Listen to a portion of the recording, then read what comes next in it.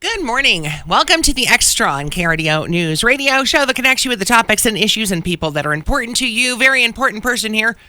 Everybody loves when she is here. Catherine Hammond, Hammond Law Group is here. Hello, darling. Good morning, Renee. It is great to see you. It is so good to be here. And we got so much to talk about. And I'm excited about this because this is a kind of part of you guys launched the whole Thriving Life thing.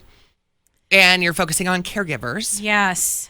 And today we're talking about self-care for caregivers, which is hugely important. Hugely important, but most caregivers would say, "Are you kidding me?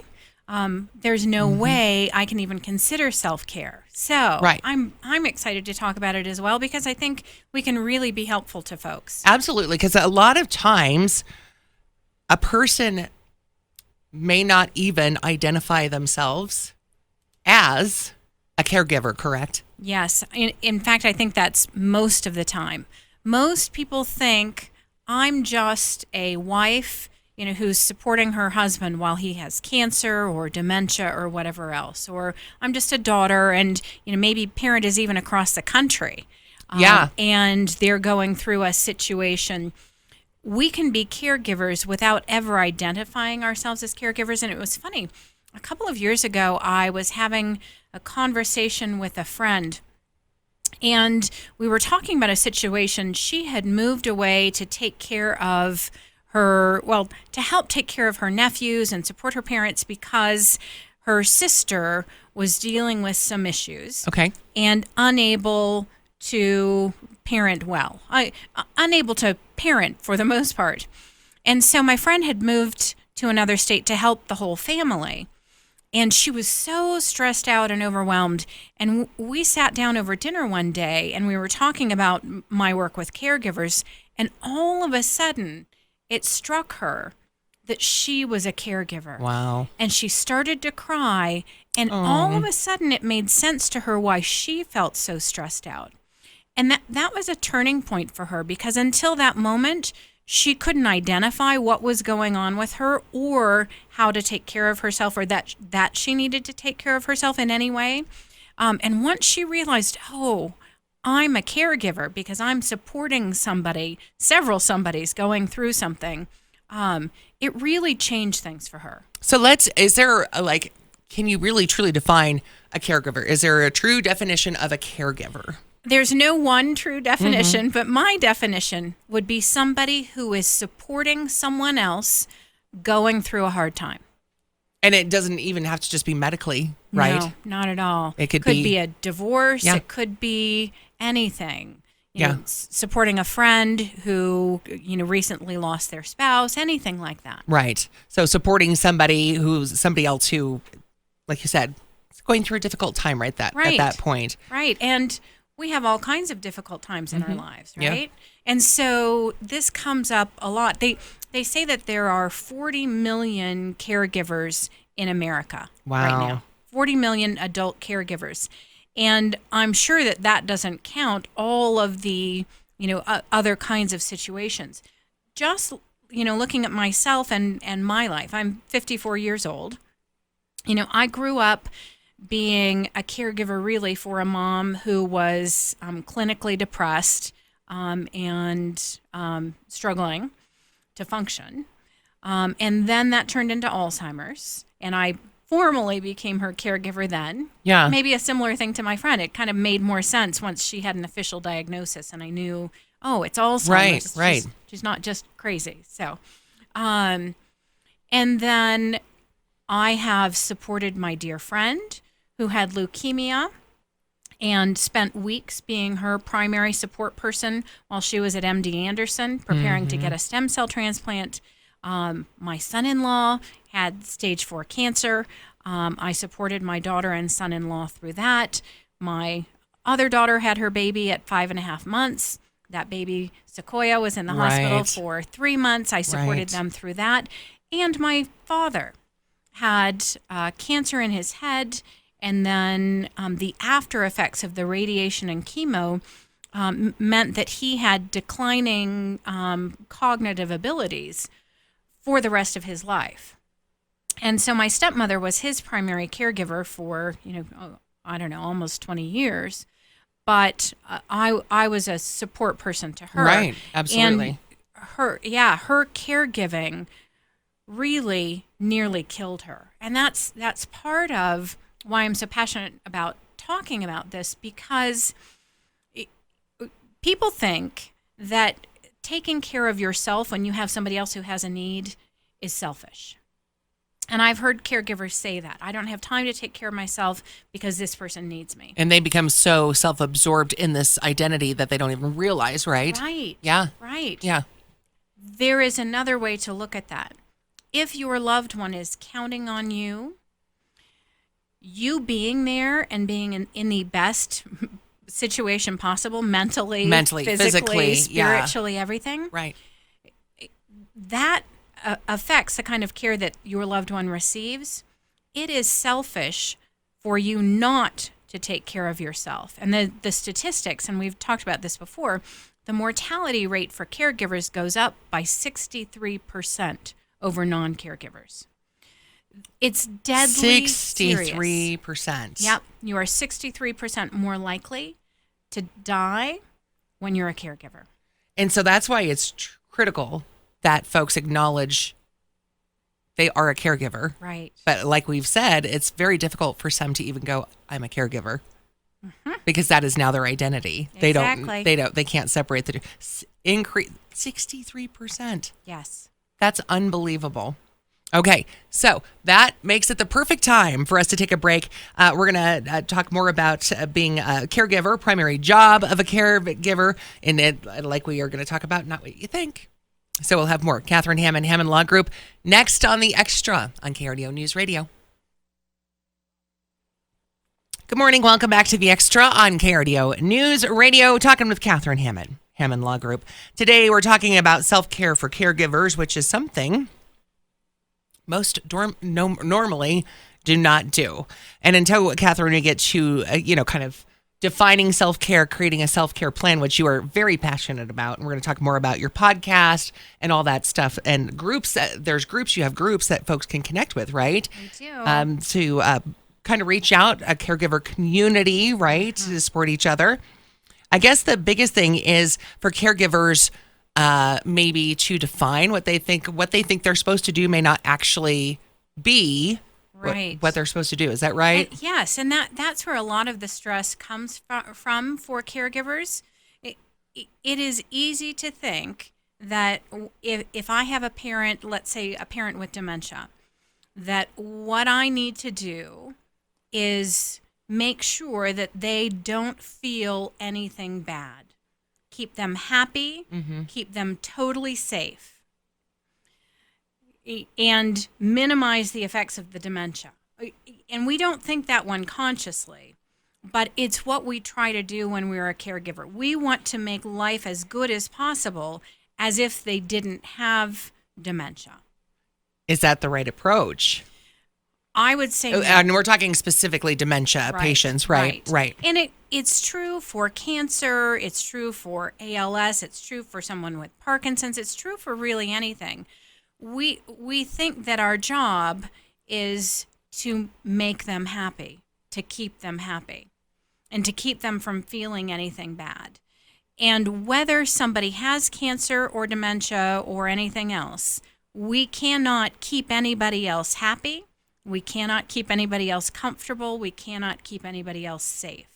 But for some reason, as caregivers, we start to take all of that on as if that is our job.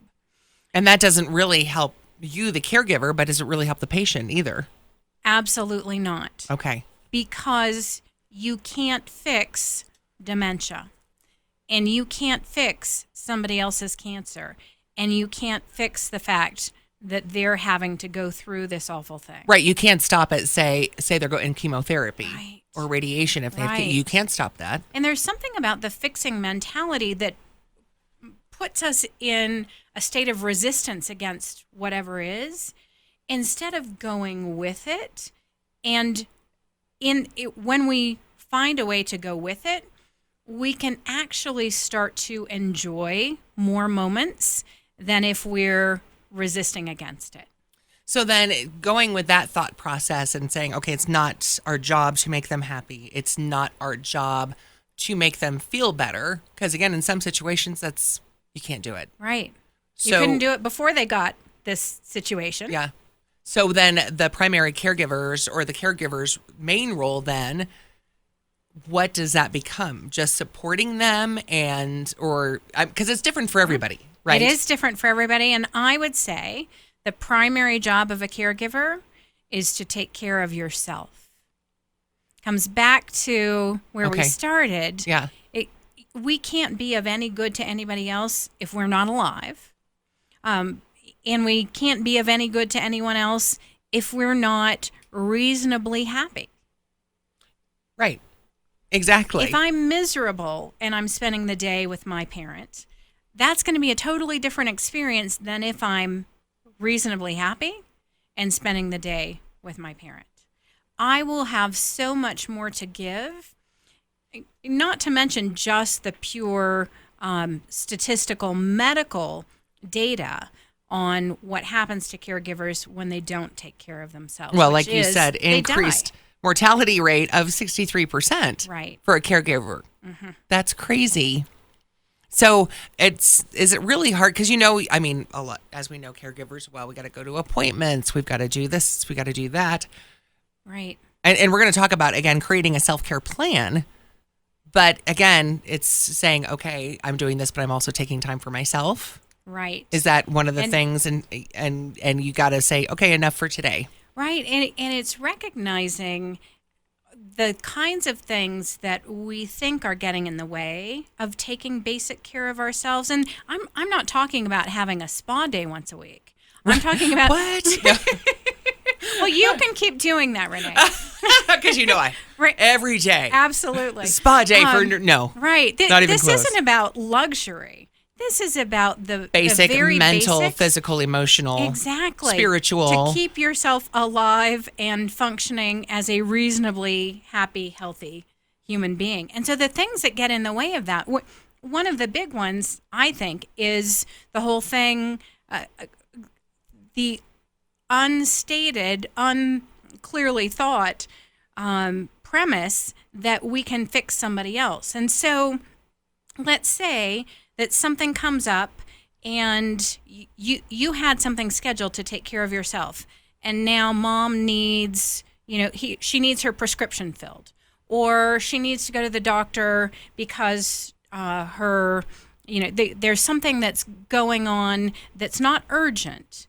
I won't go into the medical issues that it could be, but if there's something that comes up that you think, oh, I should take care of that, if it doesn't have to be taken care of this moment. At that very moment, right, yeah. Is it going to be a threat to your mom's life if you don't do it that moment? And that there are two parts to that. You don't take her to the doctor, and it doesn't happen right that moment.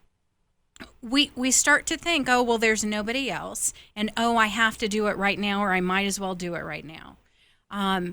But those things get in the way of us taking care of ourselves. If I had something planned to take care of myself and now this thing comes up, I have other options. So, and saying, again, is this like absolutely urgent? Right.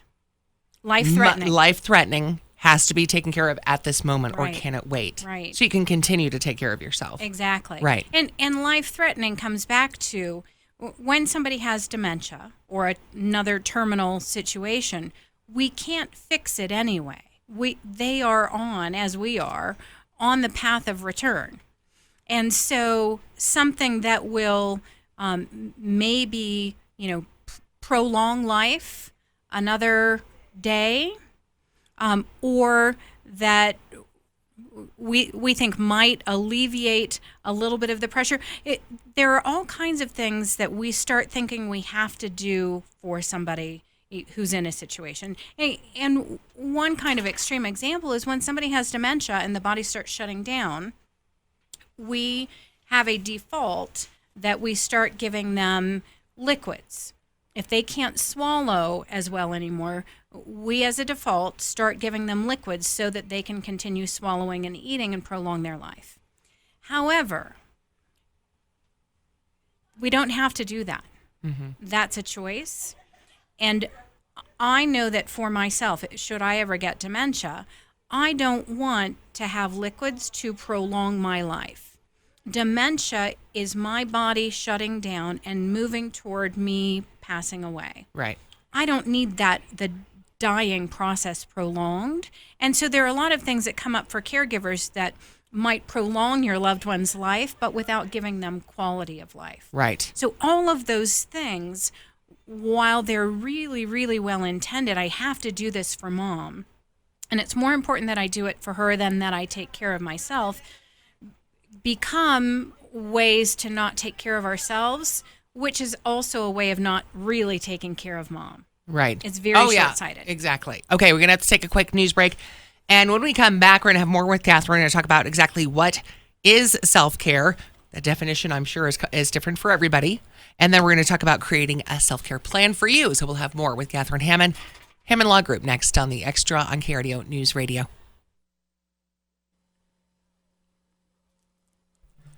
Welcome back to The Extra. Today we are talking with Catherine Hammond, Hammond Law Group, talking about self-care for caregivers. And we're going to talk more about the Thriving Life website that folks can connect to. There's community, right, involved as well. So if you're a caregiver, plug in, right? It's kind of resources, information, kind of community, right? Absolutely. That surrounds this, because sometimes all of the above. And identifying you're a caregiver sometimes right. is the first step. Live Q&A with both myself and Kent Matthews, who is here locally with the Area Agency on Aging, spends his days coaching family caregivers. So he also is a resource to do that for folks who don't happen to be located in Colorado Springs or have used up their time with the Area Agency on Aging, or for whatever other reason, just need a resource. Yeah.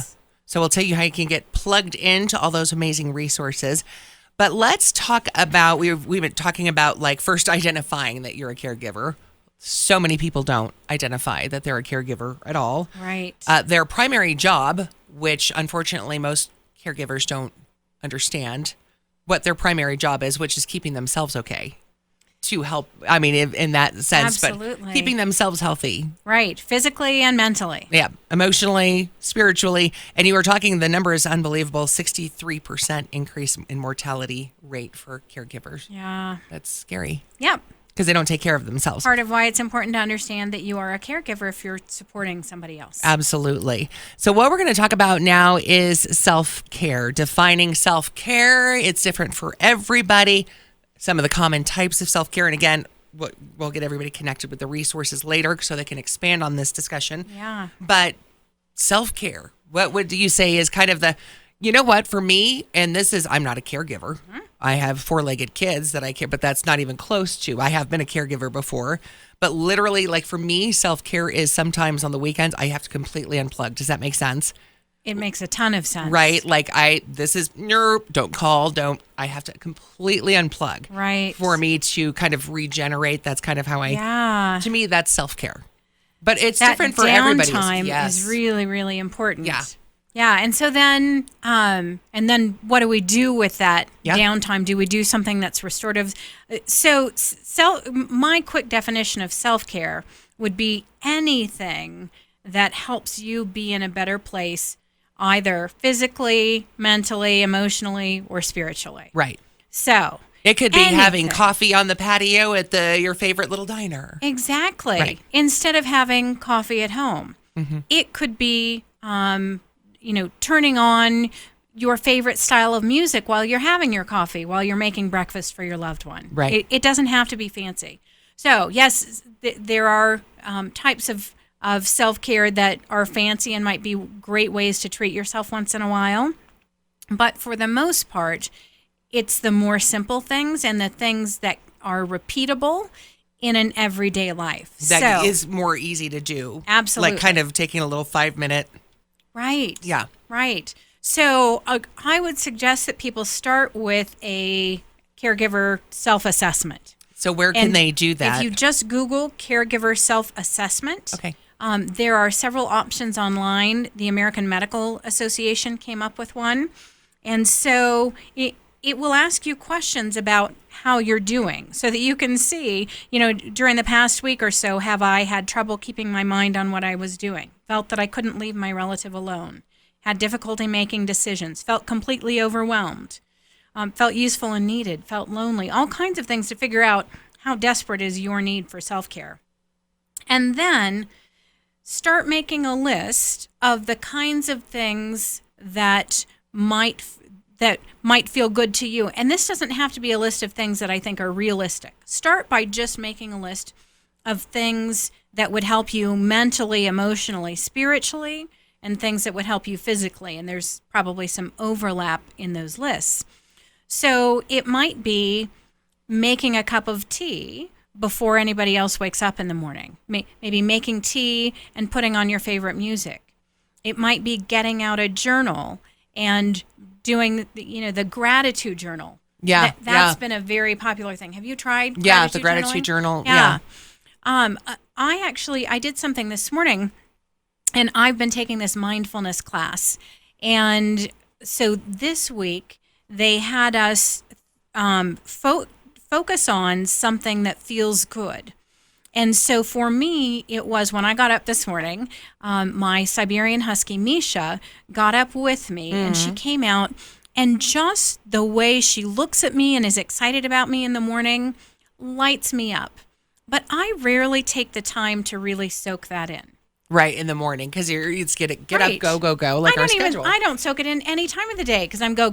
Yeah.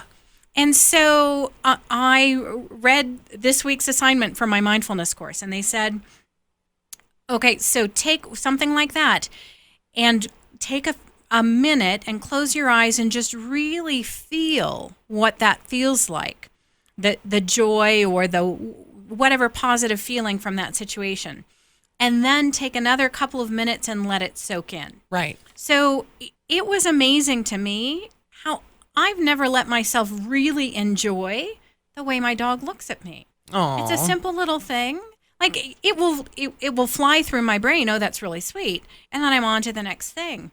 Today, I feel like that is with me. Right. In a different kind of way. Right. Because I let it soak into You me. actually took the moment Right. to, right. Right. So, there are all kinds of things mentally. Meditating, journaling. There are all kinds of things physically. Walking. Swimming. I'm just Yep. throwing stuff out there. Yep. Jogging. Yeah, dancing. Dancing. I'll do that Yoga-ing. sometimes. Is that a word? Yoga-ing. It's totally a word because you said Yoga-ing. it. Yeah. And most of those things that are physical also have a mental component. So much. Very helpful. For me, so this weekend we went camping and canoeing. We combined those up at 11 Mile Reservoir and canoed over to our campsite with my daughter and her husband and two little babies. And just to be out in nature, and for me to be out in nature plus moving.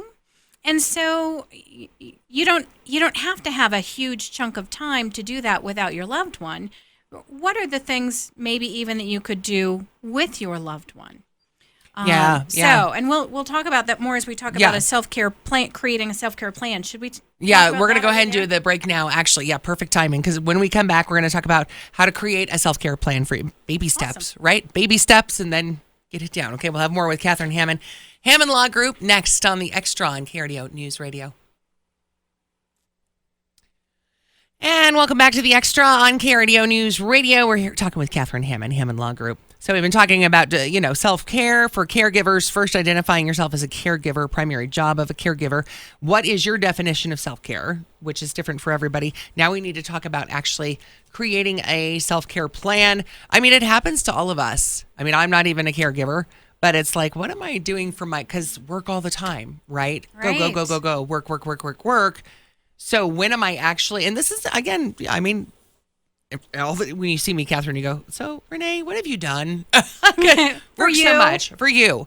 And if you're a caregiver, it's even more critical. So planning time for yourself, planning time to help heal yourself and best things for you. I think that's an important point, that it's not just caregivers who struggle with this.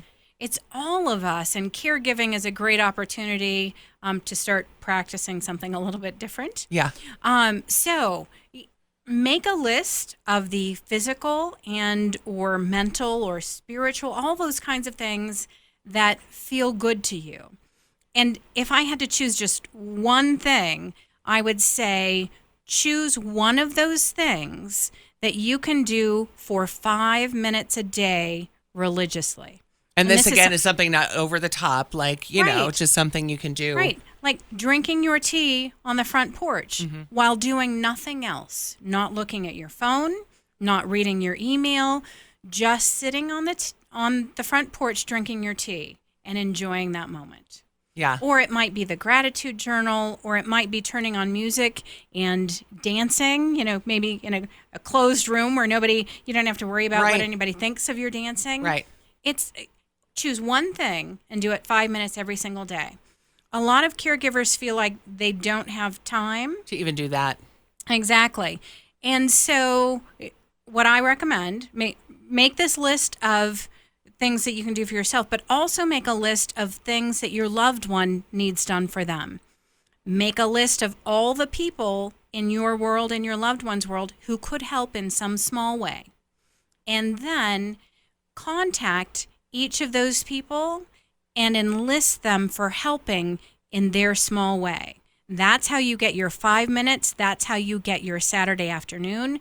That's how you get enough time and breathing space to be able to be present and the best possible companion that you can be to your loved one when you are with them. Absolutely. So, you know, calling a friend or cousin or whatever and saying, hey, I need an hour on Saturday to go. Can you come over? Exactly. Right. And building some margin into your day. One of the things that happens is you end up, you know, as a caregiver having to spend 3 hours on the phone with the insurance company. When you make your list of things that you need to do today, make sure that one of them is deal with the unforeseen.